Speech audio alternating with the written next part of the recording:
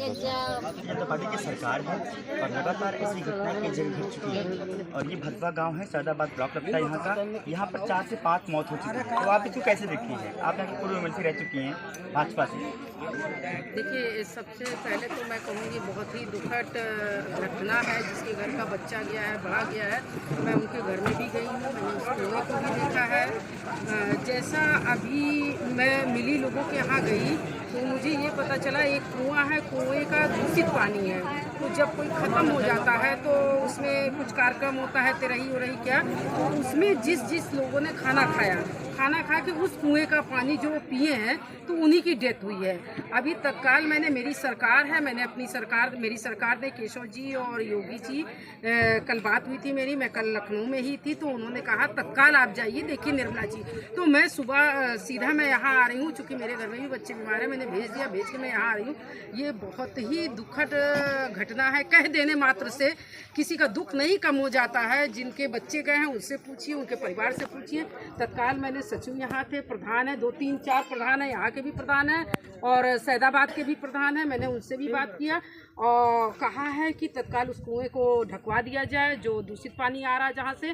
और 3 टैंकर 1 दिन का इन्होंने जो भी पेमेंट बताया, मैंने कहा मैं देने के लिए तैयार हूँ, पेमेंट भी दिया जाएगा। लेकिन प्रधान जी लोगों ने कहा कि नहीं, पेमेंट हम दे देंगे मैडम। हमने कहा नहीं, पेमेंट देंगे और 3 दिन की रीबोरिंग इन्होंने कहा करेंगे हम, जो हैंड पाइप लगे हैं, और कुएं को ढकवा दिया जा रहा है। सबसे बड़ा सवाल ये है कि ये जो 4 मौतें हुई हैं किसकी लापरवाही से हुई हैं और इसका जिम्मेदार कौन है? देखिए, लापरवाही तो मैं क्या बताऊं, मैंने सुना, मैंने अभी सीएमओ प्रयागराज से भी बात करने की कोशिश की।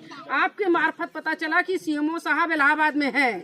मैं किसी अधिकारी का पक्ष नहीं ले रही हूँ, सीएमओ साहब इलाहाबाद में है, आपने उनकी बाइट ली है। लेकिन मैंने फ़ोन किया यहाँ से कि यहाँ पे जहाँ पे ये गांव में घटना घटी है मैं वहाँ हूँ, मुझसे सीएमओ साहब ने बात नहीं किया।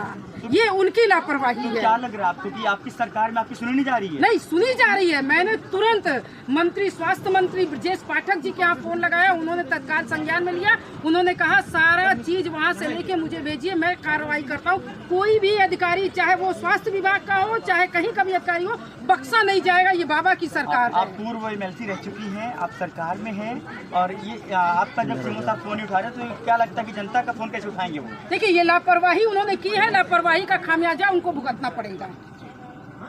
कोई भी अधिकारी हो, कहीं का भी हो, माननीय मुख्यमंत्री जी का कहना है डीएम भी अगर लापरवाही करेगा तो वो भी छोड़ा नहीं जाएगा। सबसे बड़ा सवाल ये है कि ये जो 5 लोगों की मौत हुई है, इनको क्या सरकार की तरफ से कोई मुआवजा दिया जाएगा या भी क्या कदम उठाए जाएंगे? देखिए, मुझे भेजा गया है, मैं सारी जानकारी लेके मैं सरकार को बता दूंगी। जो वो होगा वो मेरी सरकार इनके लिए उपलब्ध कराएगी। ठीक है। 4 से 5 की मौत होती है गंदा पानी पीने से, जो दूषित जल है, तो इसको आप कैसे देखते हैं? निश्चित रूप से सरकार अनदेखी दलितों, शोषितों, पिछड़ों के साथ कर रही है और यदि पहले से हमारे संज्ञान में रहा होता तो निश्चित रूप से मैं इसका निराकरण करता। अब हमारे संज्ञान में आया है, मैं अपने विधायक निधि से यहाँ व्यवस्था करने का काम करूँगा। क्या लग रहा है कि जो अब लगातार ब्लीचिंग पाउडर और तमाम दवाओं का छिड़काव हो रहा है, अगर इससे पहले ये चीज़ें हो जाती तो ये घटना न घट पाती? इस पर आपका क्या कहेंगे आप? सरकार इस समय केवल भ्रष्टाचार में लिप्त है। सरकार दलित बस्ती, पिछड़े बस्ती में कुछ करना नहीं चाहती है। सरकार केवल लूटपाट कर रही है और झूठे वादे करके जनता को गुमराह करके सरकार बनाने का काम ये लोग कर रहे हैं। और यहाँ दलित, पिछड़ा और गरीब बेसहारा बिल्कुल परेशान है। निश्चित रूप से सरकार गरीबों, दलितों के साथ अनदेखी करने का काम। अभी आपके आने के पहले जो पूर्व एमएलसी भाजपा की हैं निर्मल पासवान जी, उन्हें साफ तौर पर आरोप लगाया है कि जो यहाँ के वर्तमान यानी कि विधायक जी हैं सपा के, उन तक अगर कोई सुविधाएं आती हैं तो जनता तक नहीं पहुँच पाती। शायद इसका ही खामियाजा जो आज जनता भुगत रही है, इस पर क्या कहेंगे आप? वो तो सरकार की एमएलसी है, उन्हें हो सकता है कि शायद उनके संज्ञान में न हो या तो फिर अल्प ज्ञान हो। निश्चित रूप से इस तरह की व्यवस्था सरकारें करती हैं और हमारे संज्ञान में अगर रहा होता, यहाँ के लोग हमारे पास गए होते, मैं निश्चित रूप से लोगों की सहायता करता, यहाँ हैंडपम्प की व्यवस्था करता, जो भी संभव होता मैं अपने निधि से व्यवस्था करने का काम। सर, सबसे बड़ा सवाल ये है कि पिछले 24 घंटे से ये घटनाएं घट रही हैं। अभी जो स्वास्थ्य विभाग की तरफ से भी कोई ऐसा ठोस कदम नहीं उठाया गया, नहीं कोई जिम्मेदार अफसर या कोई जिम्मेदार जो भी अधिकारी हैं यहाँ पर पहुँचे नहीं हैं और कोई ठोस कदम नहीं उठाया जा रहा है। ये भारतीय जनता पार्टी की देश और प्रदेश में सरकार चल रही है। निश्चित रूप से भारतीय जनता पार्टी की सरकार में पूरी तरह से सभी अधिकारी भ्रष्टाचार में लिप्त हैं और जनता के कार्यों के प्रति अनदेखी करने का काम कर रहे हैं। अभी हम इलाहाबाद जस्ट जा रहे हैं, अभी इस संबंध में डीएम से भी मैं बात करता हूं।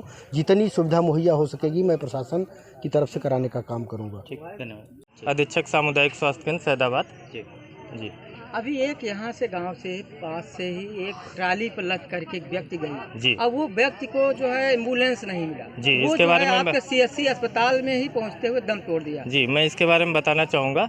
सरकार ने 108 एम्बुलेंस दे रखी है। कोई भी लाभार्थी कहीं भी बीमार हो किसी भी गांव में, ठीक है, वो 108 पे कॉल करे, उसके दरवाजे पे एम्बुलेंस आएगी।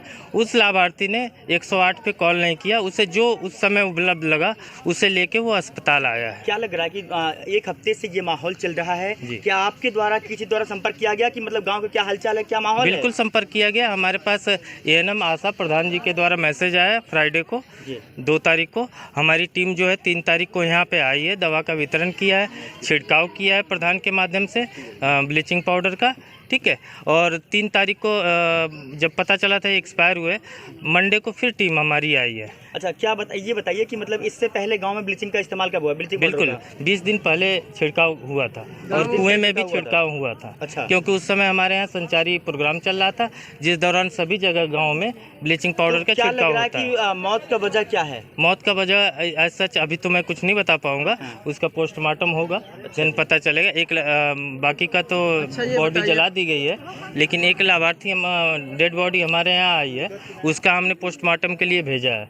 अगर पोस्टमार्टम में जैसी रिपोर्ट आएगी उस हिसाब से हम 4 व्यक्तियों की मौत हुई है जी, उनकी तो जो है डेड बॉडी आपके यहाँ गई नहीं है, वो तो उनका बिल्कुल हो गया। उसमें हम लोगों ने एज ए मेडिकल टीम के उसमें पाया कि ये जो 2 बच्चे मरे थे, इनको लोकल अस्पताल में दिखाया इन लोगों ने शुरुआती में ही, एक संजना और एक दिवाकर, जो कि उम्र में बहुत छोटे हैं, 2 साल और 9 साल का, 3 साल और 9 साल के। ये लोकल डॉक्टर में ले गए हैं। डॉक्टर को लोकल को पता नहीं होता है कि फ्लूइड कितनी मात्रा में क्या चढ़ाना चाहिए। मुझे जहाँ तक लगता है कि उन लोगों ने, लोकल डॉक्टर ने फ्लूइड या तो ओवरलोड कर दिया है। तो ये आप लोग क्यों? ये आप लोगों की लापरवाही नहीं है जो इस तरह से अस्पताल संचालित हो रहे हैं? आप यहाँ का अधीक्षक हैं। नहीं, बिल्कुल बिल्कुल सूचना मिलने पे कार्रवाई की जाती है। हमारे यहाँ से जिले पे रिपोर्ट बना के भेज दी जाती है कि अगर अवैध चलते हैं तो। ठीक है। और ये सब कार्य हमने करा रहे हैं। आज भी हम मौजूदा हालत में यहाँ भी हैं, और कल भी मैंने डॉक्टर को कॉल किया, कल भी शाम की टीम आई थी, आज फिर 2 टीम आई थी। अच्छा, जो जिनकी मौत हुई है जी, 4 की संख्या में कितने महिला और कितने पुरुष हैं? 2 महिला हैं, 3 है, एक लड़की है और 2 महिला है, एक लड़का है। अच्छा, तो क्या आप किसको जिम्मेदार मानते हैं इसमें, किसकी लापरवाही मानते हैं? आप ग्राम प्रधान, आपका दायित्व तो बनता है, जनता आपको चुनती है जी, तो जनता के लिए आपका उनका जो है उनका सहयोग करना आपका फर्ज है जी। तो इसको कैसे देखते हैं? नहीं, तो हम इनकी सहयोग के लिए जब से सूचना मिली हम सहयोग में ही लगे हैं। हमने हर एक अधिकारियों को कॉल करके उनको सूचना दे रहे हैं कि ऐसी ऐसी बातें हैं, आप लोग हमारे गाँव की। अब तक कौन कौन से अधिकारी आए? यहाँ पर तो आज तो सारे अधिकारी आए हैं। कौन से अधिकारी हर आए? एक विभाग सीओ भी आए थे, दरोगा भी आए थे, बीडीओ साहब आए थे, एडीओ पंचायत आए थे, डीपीआरओ आए थे। क्या और आश्वासन दिया इन लोगों ने? इन लोगों ने यही आश्वासन दिया कि हाँ चलिए हम इसका इलाज भी कराएंगे, जो भी व्यवस्था होगी उसको कराते रहेंगे। जिनकी मौतें हुई हैं, क्या उनको कोई मुआवजा मिलेगा सरकार की तरफ से या फिर कोई भी अन्य व्यवस्थाएं? भाई इसके लिए भी तो हम चाह रहे हैं कि हाँ इनको मुआवजा मिला जाए। ये गरीब लोग हैं, इनके साथ जो भी ऐसा घटना हुई है ये तो दर्दनाक है। क्या नाम और इनके, मेरा नाम रामाचल है। हम चाहते हैं कि इनकी मुआवजा के लिए जो भी होगी हम भी कोशिश करते हैं। हमको ये लोग करवा देंगे प्रधान। मंगाओ यार, हम देंगे पेमेंट। मंगाओ पानी, मंगाओ यार, टैंकर मंगवा दे, मंगाइए। बहुत महंगा थोड़ी आता है, 4,000 का आता है। आप मंगाइए, हम पेमेंट दे देंगे। 700 लेंगे यार, बहुत मुसीबत में शायद अगर दयावान हो वो में लेंगे। जानवर को मत खिलाना ना तो आदमी को कोई मत पीना। सुबह 7 बजे तो टंकर आ गया, तक टंकर आ, एक टैंकर ढूंढ लीजिएगा हाँ, तुरंत और पीने की यूज में लीजिएगा पानी टैंकर का, उसके बाद होने पर छाड़ने का। ये टैंकर वहाँ बलीपुर में है। मेरा आना और फोटो खिंचाने का कोई मतलब नहीं रहता। मेरा आना समस्या का समाधान हो, मेरा ये सोचना है। टैंकर मंगाइए, मैं खुद